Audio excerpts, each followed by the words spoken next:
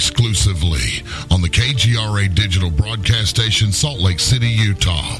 Before we begin hour 2 of tonight's interview, amazing interview with former Navy 3rd Class Petty Officer radio man Dan Willis, and he's so much more than that. It's time for the news, and it's brought to you every week right here on Phenomenon Radio by Earthfiles.com. Here's Linda Moulton Howe. Linda?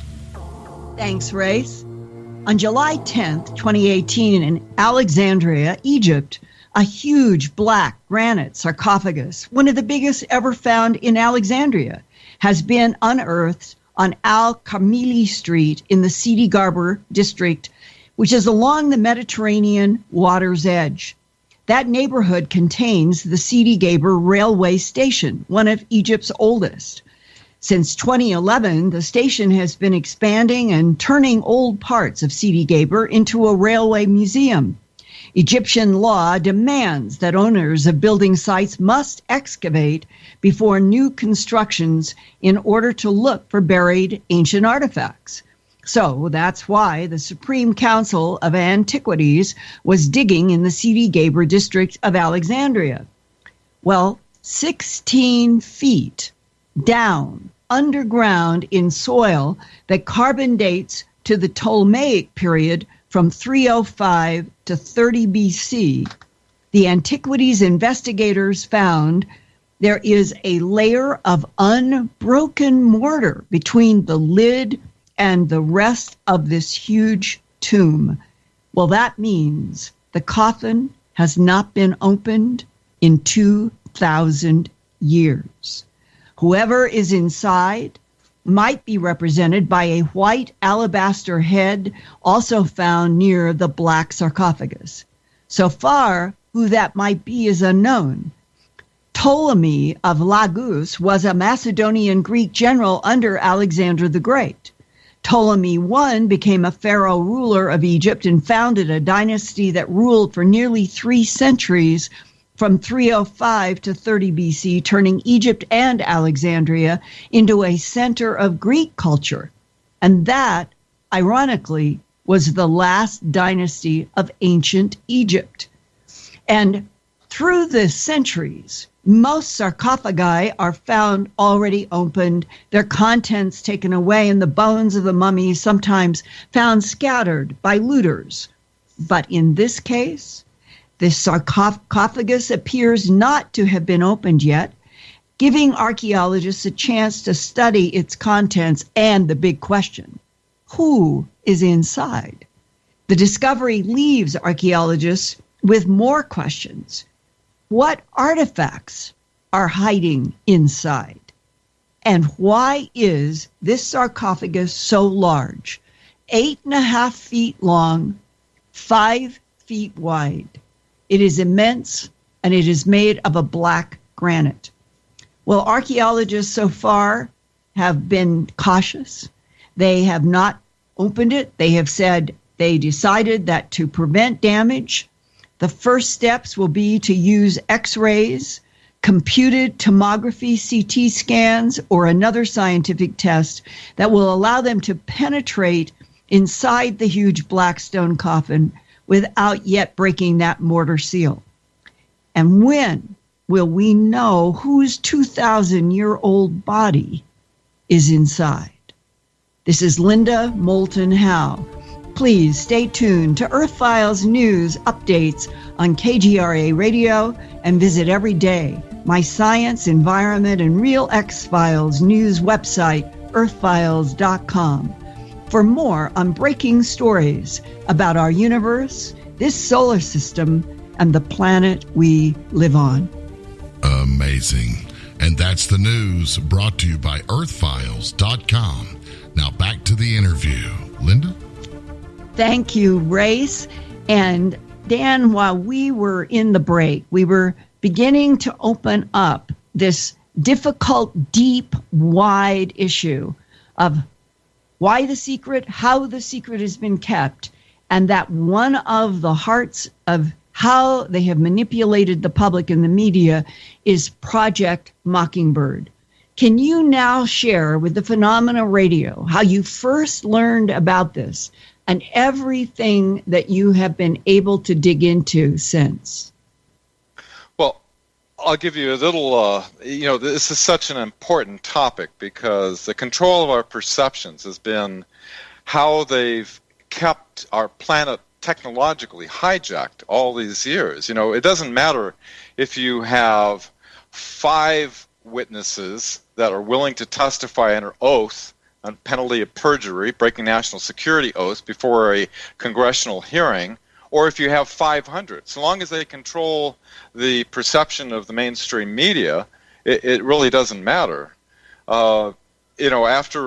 After the National Press Club, we met with 24 senators, Congress people. We gave them executive briefing videos and a 500-page briefing document. Basically, they're all out of the loop. I traveled across the United States with Dr. Greer in the major cities, and every major city, such as Boulder, Colorado, San Diego, Los Angeles, San Francisco, Portland, and so forth. Like in San Diego, they had dancing alien dolls with smoke. In San Francisco, they were told to make fun of it, we found out. And so they said, the Disclosure Project's looking to aliens to solve the world's energy problems. And then I was able to capture one video that was in Portland, and they were talking about zero-point energy and the witnesses and stuff like that. And then all the broadcasters, they look at each other and they start laughing and say, aliens and energy, come on, let's get on with the big story. This week the bozos meet the bongos in the playoffs, and they go on like that, And it's called the giggle factor. And they effectively utilized that. I think when you understand, Daniel Sheehan shared a document that listed 42 CIA NSA operatives that are in high executive positions that are to control this. And when you understand that the news reporter that's reading the teleprompter, I used to be an ABC newsman. I had to rip off UPI and AP and do the little on radio, I was no big anchor man or anything, but, I didn't know who was preparing this information. And so they're reading on the teleprompters. After that, CBS wanted to do a special interview, so they flew down to LA to interview me. But before they did, I saw what CNN did with it, and I said, look, I'm not willing to do this interview at all with you unless I can say we have these scientists within these black projects that can prove we have a solution to get off nuclear oil and coal with clean, non-polluting energy. Just a short little sentence. They interviewed me for 45 minutes. The producer was almost in tears. She said, I know I promised. She never had this happen before. She said the higher executives, read CIA, made me cut that part out. And so, afterward, it wasn't getting through. I didn't know how this would, with complete control of the media, and also when we were traveling across the United States, I worked with a programmer. I set up an online fax that had the president and all the representatives. I have some pretty good computer skills, so I was able to get all the embassies around the world, and I had about 30,000 people send to the president and all the representatives, and it became very clear that they were all indoctrinated in a specific way. I had about 53 letters coming back from the president and all the reps, which you can see on the webmatrix.net, and see what their responses were. Basically, you can imagine if the heads of the Joint Chiefs of Staff, of intelligence, presidents, and CIA directors are being denied access, your government congressmen and senators, they aren't being read into these programs, but they're given official denials from NASA and Blue Book and that type of thing. I couldn't imagine how this whole thing could be turned around because they control the perception, they control the government. How could this thing ever happen? So Dr. Greer, since they weren't willing to have the Bush administration deny the congressional hearing, what a surprise, to bring forth these scientists that we had that could put on the table that we have a solution for since about 70 years now. He set up a corporation. My wife and I knew Professor Loiter, who was working with him. He had a database of about 300 civilian scientists and inventors.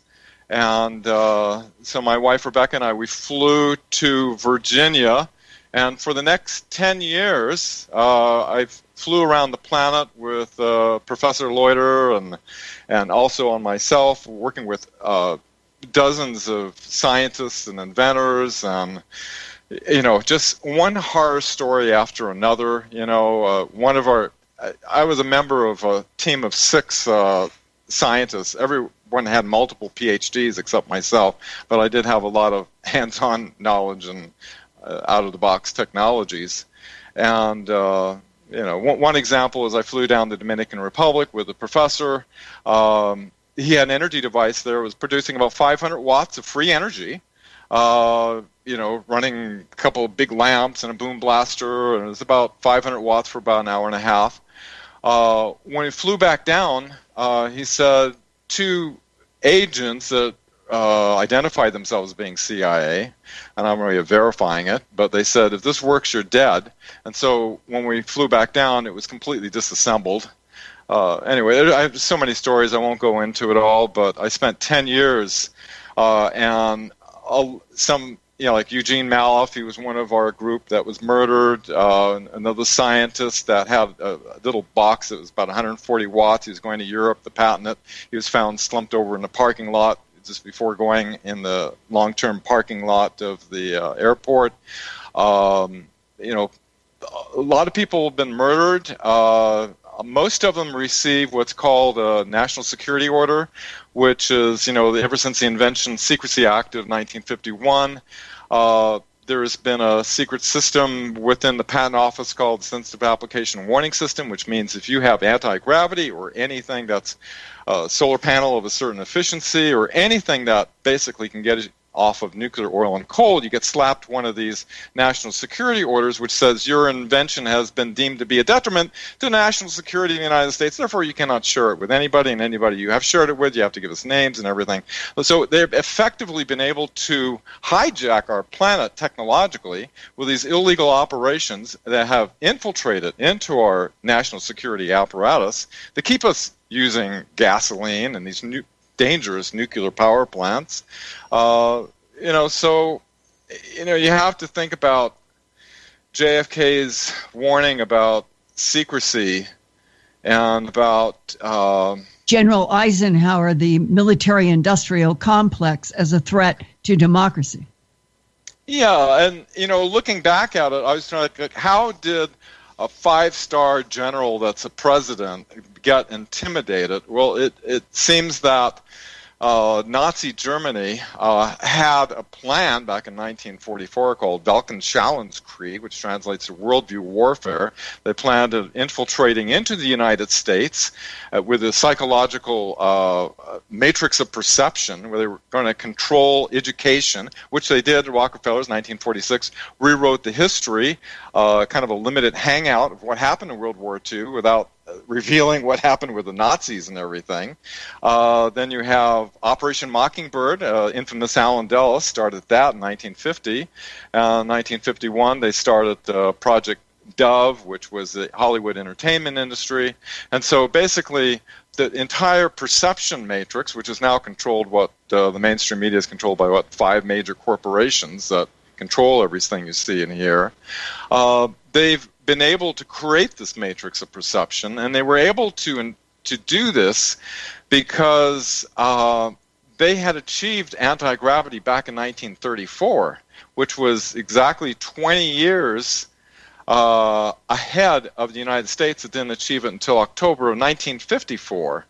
And so with their advance, a lot of people are familiar with Operation High Jump with Admiral Byrd that was sent down by James Forrestal, and they were defeated down in Antarctica with their flying discs. Dan, you fleshed that out, because Operation High Jump is often glossed over by we'll call it the so-called mainstream media, including the New York Times, which was making sentences. You can look at archived newspapers about how Byrd was coming back 2 months early, but it was being explained away, and even bystepping his own, as I've heard, that he told people that they saw these discs in the sky, but it wasn't even reflected in the New York Times deliberately and specifically all the way back to that was in 1945, I believe. 1946. And so how, who, why were they already deciding that the world, and especially the American people, should know nothing about what even Admiral Byrd was encountering after World War II? Well, there was a whole lot to that. James Forrestal, who sent Admiral Byrd down there, he was wanting to have disclosure to the public, and he was, as you know, one of the key MJ-12 members, and Truman put him in the hospital, and then they threw him out the hospital window, and he was suicided when I was like 1 month old in 1949. And so what happened was, and it's even in the MJ-12 secret classified document where they're talking about James Forrestal and they're talking about his death, saying it was regrettable, meaning, they were full aware that, what they did. And so there was a split that appeared to have happened, according to some witnesses such as William Tompkins, that the Project Rand, which was in the Battle of Los Angeles in 1942, apparently 2 ET craft got shot down. The Navy grabbed one and took it to China Lake, and the Army Air Force at the time, before 1947, took it to Wright-Patterson. And so they reverse engineered. But what happened is the Air Force felt they should have dominance over this whole thing, and so they kicked the Navy out and do their own program independently, their own secret space program, you could say. Whereas the Air Force, working with the CIA and the rest of it, was all connected with that. Truman was intimidated by the Nazi discs. Not only was all the aircraft destroyed in Operation High Jump, and one of the ships sunk, I believe, but in 1952 you have flyover Washington D.C. intimidating Truman, and so what happened was the Nazis had super advanced technology. They were 2 decades ahead, but they couldn't compete with the industrial might of the United States. They could make 10 planes or tanks for every one the Nazis could do. So, Dan, let's make this really clear for the audience.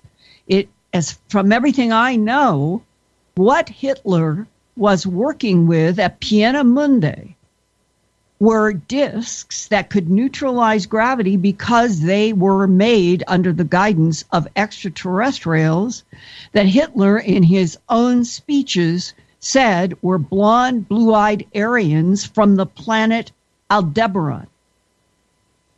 Right. They were the Nordics. Yes, they were involved. And, as Werner von Braun's mentor, Professor Hermann Oberth said, how'd you get such advanced technology? And he said, we had help from people from other worlds. I don't know how you could misinterpret that, but I think they just reveal these things publicly and just goes over everybody's heads and think they're just making it up.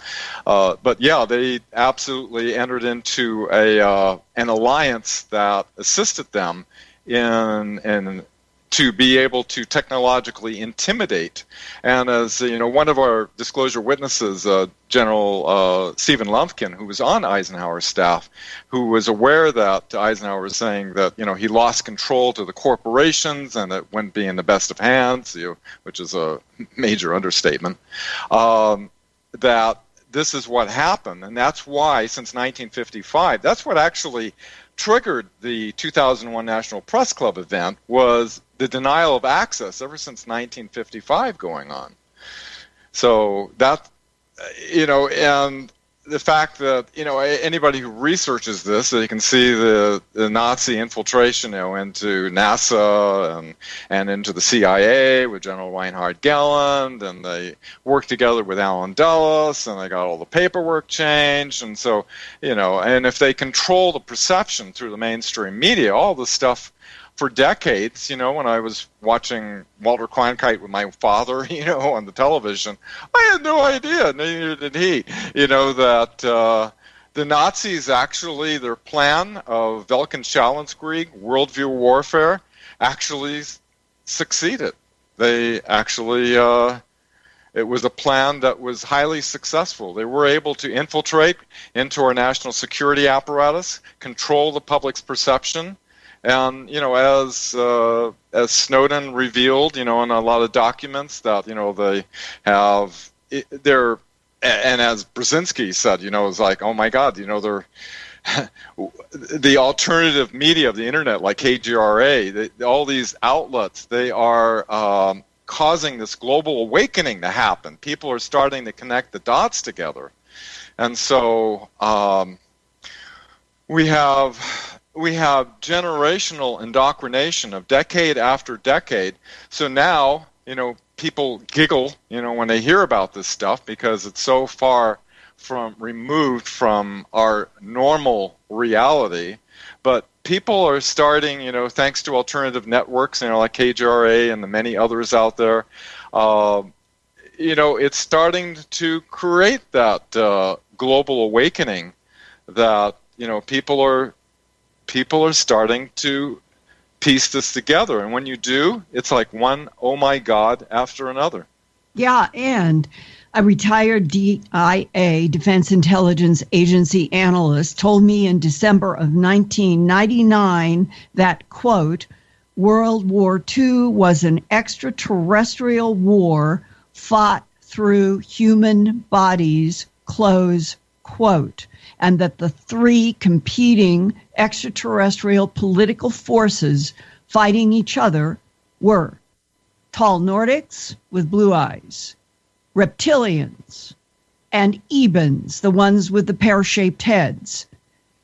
Well, why, if this is true, Dan, why did not Hitler and the Nazis and the Aldebaran blonde Aryan ETs prevail?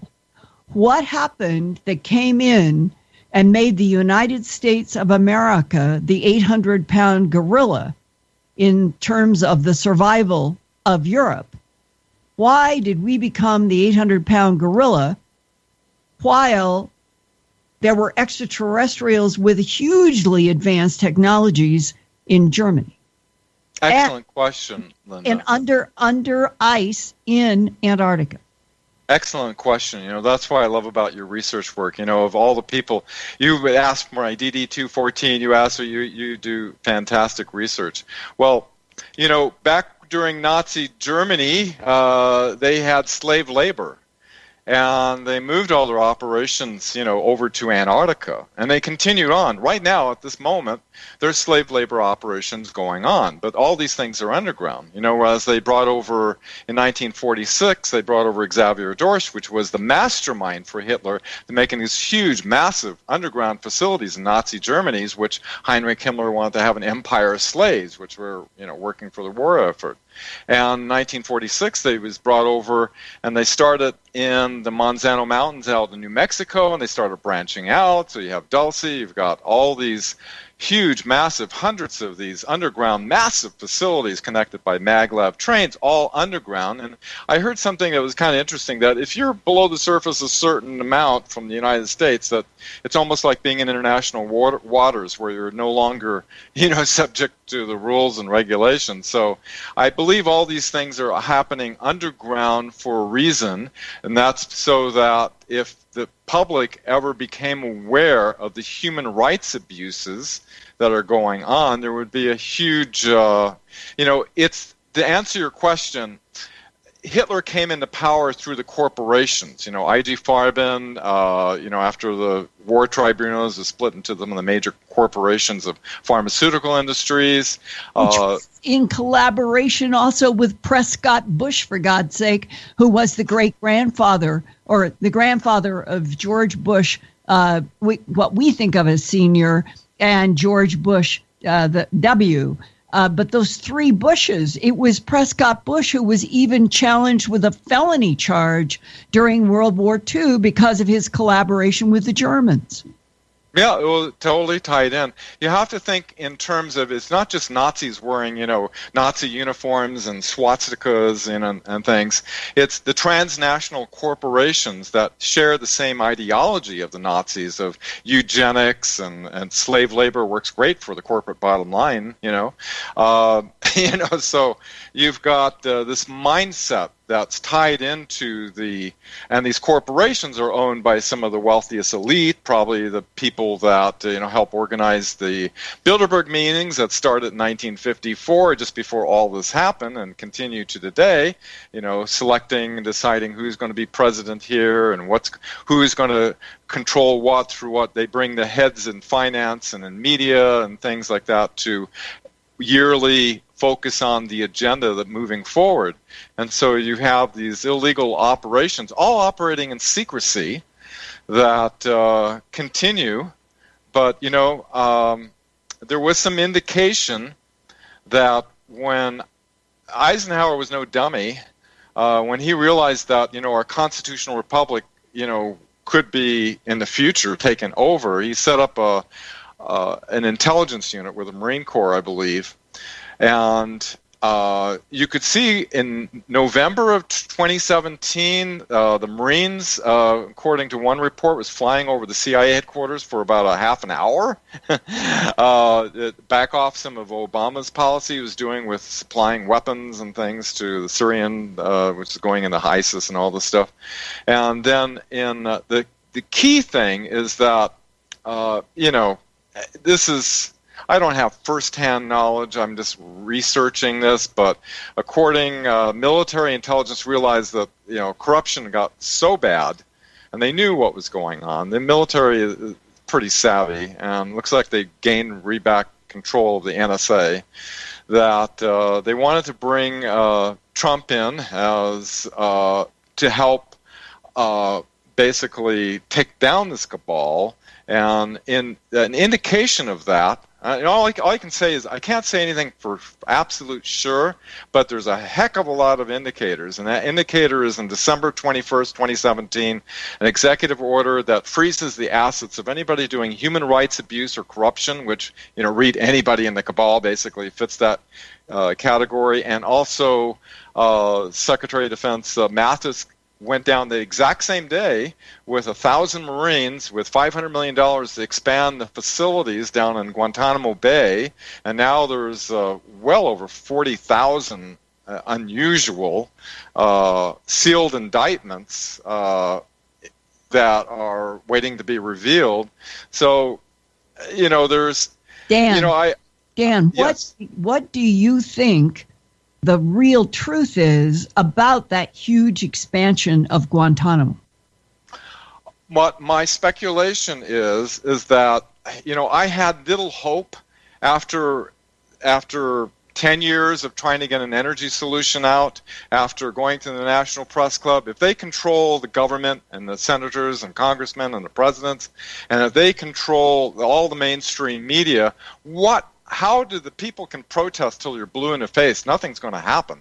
Right. Only the military intelligence has access and resources, because the cabal uses the system too, So they kind of, military intelligence is pretty savvy on finding out who's in control, and so I think what's happening is that these dark players that have hijacked humanity all these years, where we could have science across the board in medical and energy and transportation, you name it, being suppressed from the human race. And while the planet takes on the damages of these obsolete, dangerous technologies, I think what they're going to do is take these people, and all of a sudden there's going to be one day coming up in the hopefully near future, all of a sudden, surprise, And so my speculation is that a lot of these cabal members, which have the same ideology of the Nazis and everything,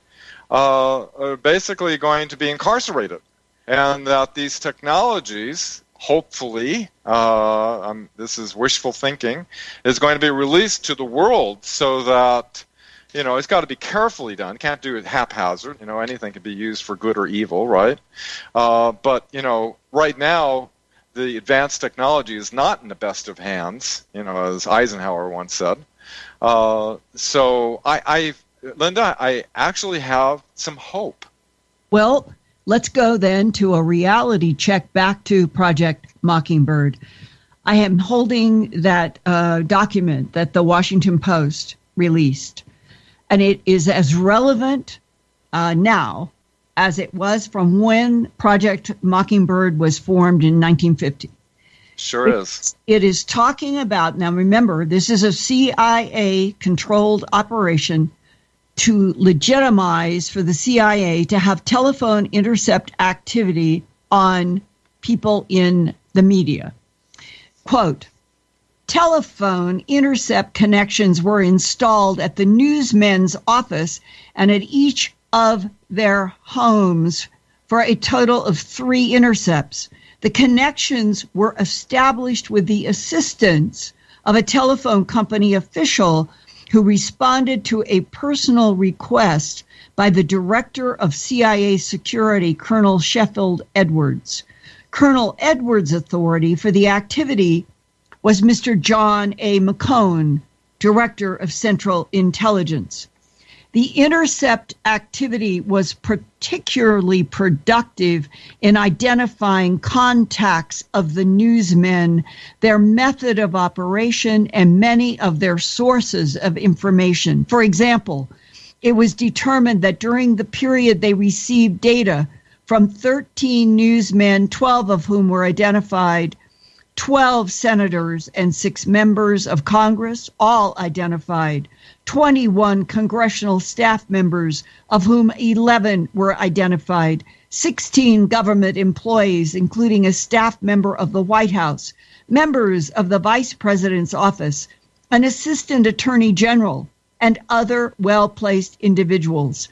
A number of other sources were partially or tentatively identified, but the short span of the activity precluded positive identification, which is complete BS.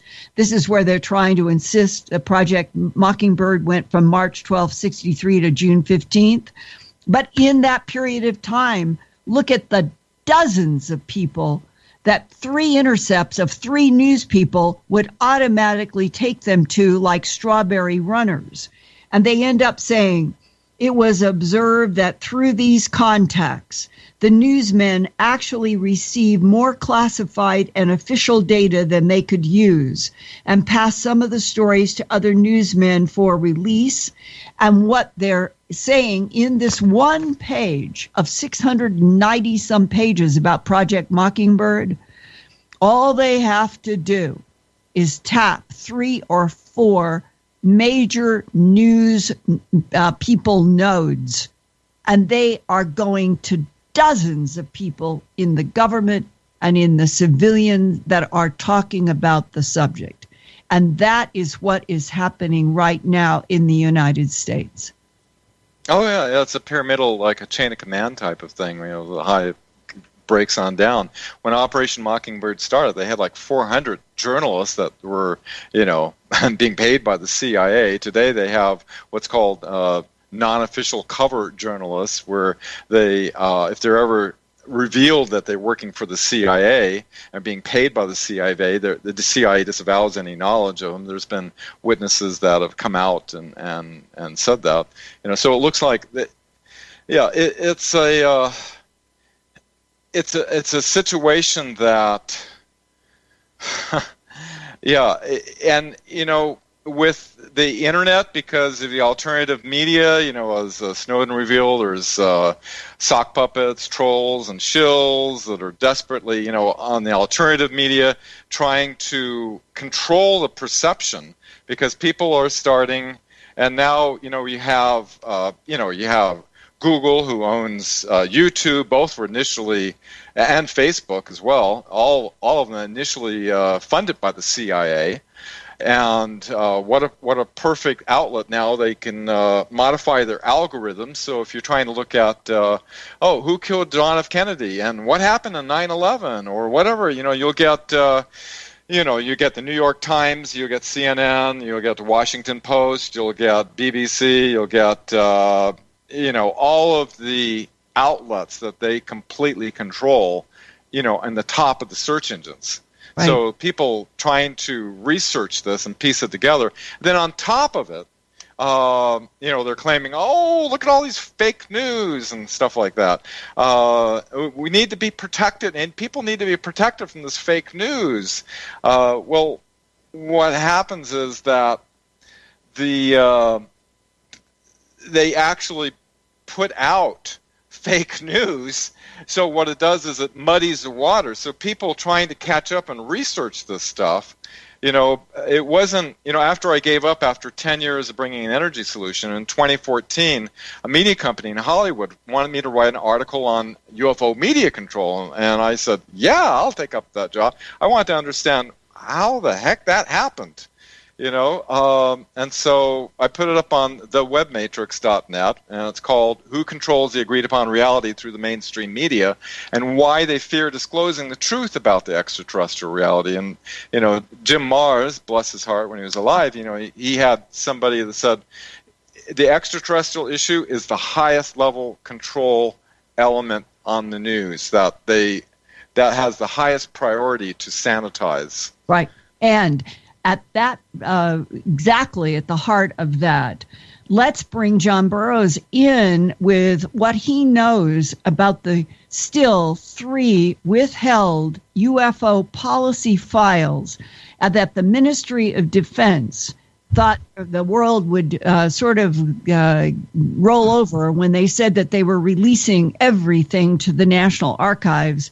And then John, in 2014, filed FOIA. And John, pick up with what kind of what did you get back as a reply about what the MOD had not released, and why in 2018 some of it still has not been, and what do you know about it? Welcome, John. Well, I mean, going along your conversation, I think like how they handle, like you say, the press and stuff. One of the things, I don't know, you didn't bring it up, but there was a reporting team that went into Syria during the Arab Spring, or right as it was starting, and they were covering it, and they came back, and I believe it was with CNN. I can't remember which news agency, but the government actually stepped in and paid off that report from being put out. They paid the news agency way above what they paid to do it, and they actually eventually silenced the reporter. She was screaming and hollering about it. But I think the gist of all of this is this, okay? Other governments of the world are more conducive to at least pretend like they're playing ball. Like in the UK with my files, they didn't really have to admit they had anything, and they did. I was basing it off condign and questions, and I think somebody slipped up a little bit. But they inevitably, when they release stuff, there's always something in there. If somebody's paying enough attention, they can lead to something else. Well, the American government, I think Peter Gersten is a perfect example, and this was years ago. He kept doing that and finding little cracks, and eventually got it into court. And finally, the government was ordered by a judge to release these documents. And he got handed, I don't know how many pages of just completely blacked out documents. Yeah. He looked at taking it to the Supreme Court, but he wasn't going to get it on the docket. So ultimately, other governments play somewhat a play along, like with the MOD. Yeah, I did get them to admit they held 18 files. They've released 15 of the 18. The 15 that they released, they made it almost impossible to look at. They didn't digitize these. You had to go to the archives. A lot of them are redacted, which is what I think the news media kind of skims over real fast, where they'll say they released it, there's nothing in there. Well, technically they're right. What has not been redacted in these reports shows nothing or very little. But the question is, what is redacted, and the accountability and how they can continue to keep it redacted. And in the case of these last 3 files, we're going to have David Clark on in a couple of weeks. He's going to talk a little bit more about it. But they've sent the files to the archives, from what I've been told. Nick Pope told me this. They sent them copies. They didn't send them the originals. Well, when you send copies, there's no flow necessarily. You can kind of change things around. The archive says, no, you've got to send us the originals. Well, Clark was involved in this too, and they said the originals were contaminated, and he didn't buy it. And so what you have is this mess of they play games with this stuff. The conspiracy people obviously immediately think there's a huge conspiracy. The skeptics, there's nothing in there when they release them, so what was a big conspiracy? But a lot of it's redacted. And then people take guesses at what's redacted and what it means. But ultimately, I think it all goes back to whether it's true or not. They hide under the ruse of national security. So even with the files that Gersten got out, they were allowed to be redacted under national security. So right. What does the press do with this? They can jump up and down for a couple of days and say, well, they're hiding something, but the Pentagon won't talk about it. Look at To the Stars. They've got some stuff out now, and the Pentagon's denied that they released the documents or the files. So they can just play this tit for tat. Now, I'm not saying the press doesn't play along, and as the press has been bought out by these large corporations who are controlled by the elite, as you call them, the cabal, but they're controlled by the elite people with the money. They have a lot more say, who they hire, and then even if these people try to bridge a gap, they can control what they do. Because one of the eye-openers for me is when I did a documentary, this company was doing a really good job, but the guy said, at the end of the day, whatever we shoot will have the final yes or no by the investors that put the money behind this. And so they may take out a lot of the good stuff. So often money is always controlled by the CIA, NSA, DIA establishment by placing executives in the financial end, decision-making end of corporations. And that's how they have been able to control the alphabet soup. Right. And sorry, I don't agree totally that, how do I want to word this? It was a great, and I'm not a Trump hater, so a lot of people out there, they just hate everything he does. And I'm not saying he hasn't done some good things, but I'm not a Trump worshiper either. And I have a hard time believing a businessman that is rubbed elbows with all these people is really in there to drain the swamp. Now, your point about is the military itself or the people inside the intelligence agencies trying to take something back? They might. But here's what it really comes down to that wasn't discussed tonight. The president and Congress is only as good as what the intelligence agency gives them.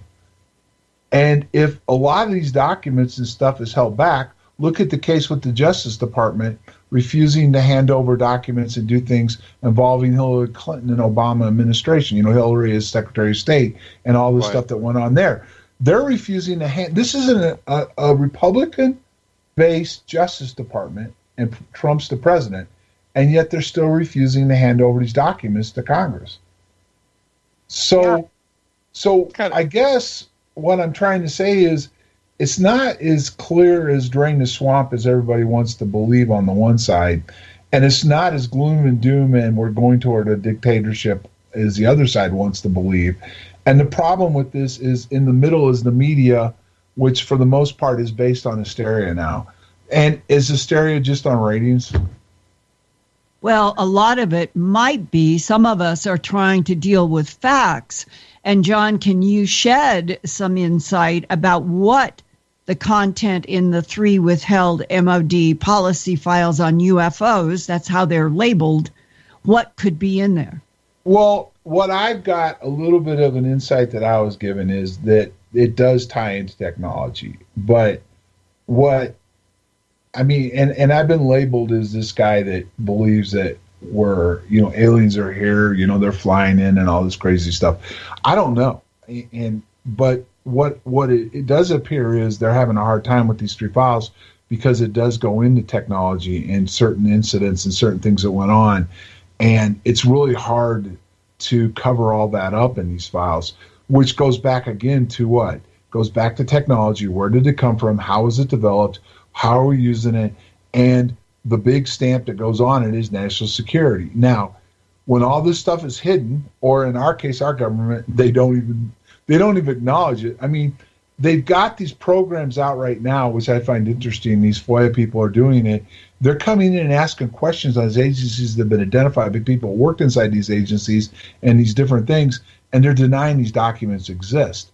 So basically, what's going to have to happen is they're going to have to sue them in federal court, and they're going to have to, it's going to take forever, okay, to do this. Now, the bottom line is as long as you have the national security apparatus where they can hide anything they want under national security for as long as they want, because the 30-year rule does apply, they can just reclassify it again.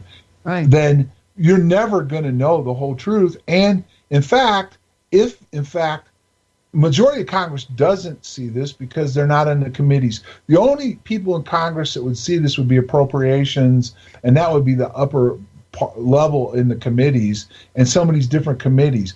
The mainstream Congress doesn't even have a need to know or ask about these things. So, and then they can only see what they have a clearance for to see. So It's a big toxic soup mess that I don't see changing anytime soon. Well, what is it that you know from David Clark that we're going to have on July 26th?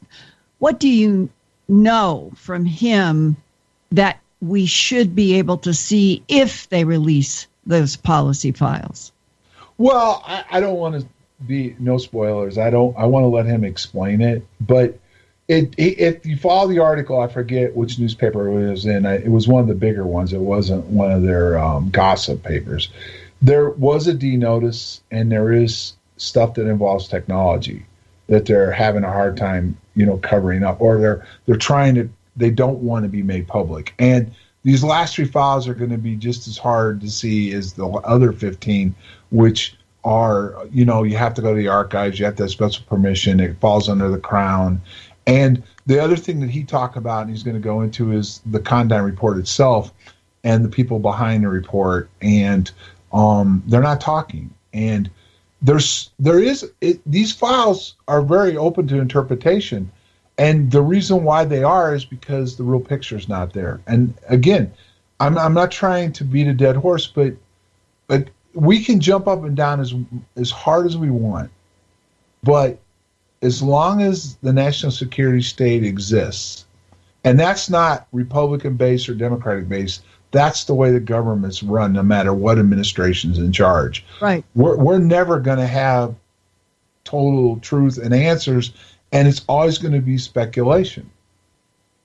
Well, that's how I feel. I mean, John, why do you think that in 2018, the United States, China, Russia, the countries that have craft, have bodies, have technologies, why is it still kept a secret? Why can't the technology just be presented to the world? Well, I think it goes back to the saying the Chinese said: once America releases what they have, there'll be a close second. It's a race to weaponize. I mean, what did Trump come out and just say? That he wants to do a Space Force. He wants to have another branch of the military, and it's a Space Force.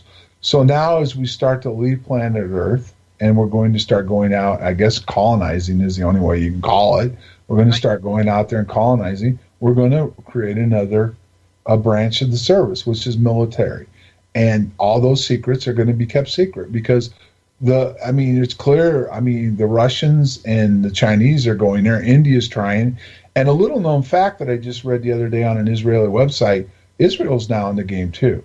So to go to Mars or the moon? To the moon for sure. They're going to the moon. They've already said they're going to the moon. So if this is going on, I mean, the secrets are going to be kept. That's just what it comes down to. I mean, I'm not trying to tell people don't follow this because it's true. If you follow the headlines, you follow the news, you follow the FOIA, you can paint a pretty good picture. But the biggest problem is going to be, whether people like it or not, until somebody at one of these large news groups takes it serious and they start doing things like panels and scientific panels and all this other stuff that they do with all the political ends that they do.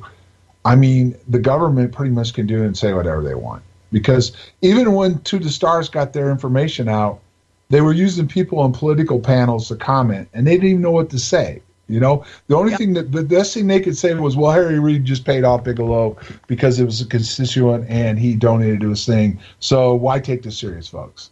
But don't both of you, Dan and John, don't you think, though, that there is some kind of building pressure, at least in the millennial generation, I certainly see it, where they are bypassing the government and they are saying, we know we're not alone in the universe. So get on with telling the world the truth. Isn't there a plus? Isn't there a win for finally all of the world and making that much of an announcement? Yeah, I don't think it's so pessimistic. I think there's a little bit more of a silver lining on that cloud, that there is a global awakening happening. And there is, it's complicated, and looking at, the actions of Trump, it's complicated. It's confusing to people, because with the corporations and but you have to look at the long history of the Bilderbergs and who they appoint and all the opposition that's happening. It can be very confusing to the casual observer of what's going on, especially if you watch, CNN. But I think there's different factions going on. Some want full disclosure. It's the only way the human race is going to evolve, is to be able to stop deceiving, stop with all these secrets that you have to have some secrets, I understand, but we're, it's destroying the world that we live in, and it could be a whole different... we could be born into a whole different type of reality than continual false flag wars like the Gulf of Tonkin, so I wouldn't have to go to Vietnam to combat action, and all the poor guys have gone over to the Middle East and suffering from PTSD. We don't have to have that. We don't have to have starving people. We can have these technologies release and clean up this planet and release technologies so that it's all a matter of, it's not about just money. It's a matter of control. They want to keep their operations completely separate from the rest of humanity and have this advanced technology across the board while just milking the surface population, with selling oil and electricity and everything else. So I have a feeling from what I see around me, I see a global awakening happening, and the people aren't going to stand for it. Well, we'll see, because my point is when I read Iron Mountain and the way the government's been involved in it prior, during, and after, and how we're so gullible as a society to turn on each other while they continue to do their business, and get stuff in. I don't see anything changing soon, because ultimately they control everything. They control the commodities, which is what keeps us going. And as long as they have the power over the commodities, they can punish us at any time when they want, and they can create, like you said, false flags to cause issues. So do I think someday things may change? Yeah, I hope so. But do I see it in the near future, especially the way things are going now with the hate and the divide? No, I don't. I don't see it coming anytime soon. Sorry, guys. That's just how I see it. And I spend a lot of time researching, too, and studying stuff. And I just don't see a leader coming out of the ashes. We're going to need more than one or two people that can do that. And there's nobody right now out there that I see that can come even close to that. Well, I've got dinner bets, with a couple of colleagues that before New Year's Day 2019, we're going to have the headline, "We're not alone in the universe," and it doesn't matter whether it comes from out in the cosmos, from fast radio bursts being light-speed transport, as Avi Loeb says, as chairman of the Harvard Astronomy Department, or from the Sumerians and the Anunnaki being full-blood ETs on this planet and setting in motion the standing-up primates. It doesn't matter what direction, that they've got to open up that one singular truth. We're not alone in this universe. Well, Greg Cameron says there's some big announcement coming in the next 2 weeks, so I guess we'll see. Okay. Oh, Dan, thank you for being on this program. It has been splendid. My pleasure. I just want to say to the listeners, keep a positive vision. The research and consciousness and things, it does show it's not just a Pollyanna, naive, to think of a positive vision and see these things unfolding. But it does have an effect on the collective mind that we all share. And there is, I think there is some positive indications, but, all we can do is stay aware. Tuning in to Phenomena Radio. We're always going to be trying to report the facts. Thank you, Dan. Race, take it away. My pleasure. Next week on Phenomenon Radio Live, the team takes a summer break for 1 week, and then we'll be back live on the 26th with special guest David Clark, joining the program to share his insights based on over 20 years of investigative research on UK government military investigations, including withheld MOD UFO policy files and much, much more. Don't want to miss that show. For John Burroughs, for Linda Moulton Howe, for our very special guest, retired Navy Third Class Petty Officer Radio Man Dan Willis, I am Race Hobbs, thanking all of you for listening. Stay tuned for 3 hours of Jimmy Church and Fade to Black right here on KGRA Radio. He's got Fader Night tonight. That's open lines all night, so get your dial finger ready because Jimmy has some great topics this week to talk about, and it's all exclusively on your contact for Paranormal UFO Talk Radio on the internet. We're KGRAradio.com. Have a great night and a great weekend, everybody.